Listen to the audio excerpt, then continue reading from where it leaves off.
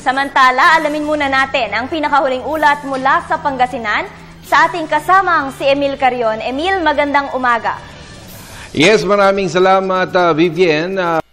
Ay signal number 1 lamang ang Pangasinan, kaya kanina na inangat sa signal number 3 ay nag-order na si Governor Espina na ang kanilang lugar para ma-ensure ang safety ng mga estudyante at mga pupils.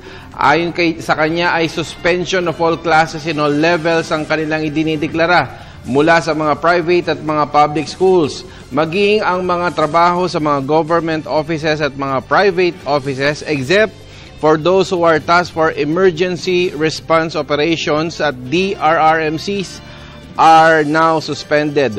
So ngayong araw na to sa province of Pangasinan, dahil si Typhoon Glenda ay lalong lumalakas sa bahagi ng Pangasinan, ay kanselado ang mga klase, kanselado rin ang kanilang pasok sa trabaho. Yan ang pinakahuling impormasyon mula dito sa newsroom. Para sa Telebisyon ng Bayan, ako si Emil Carion.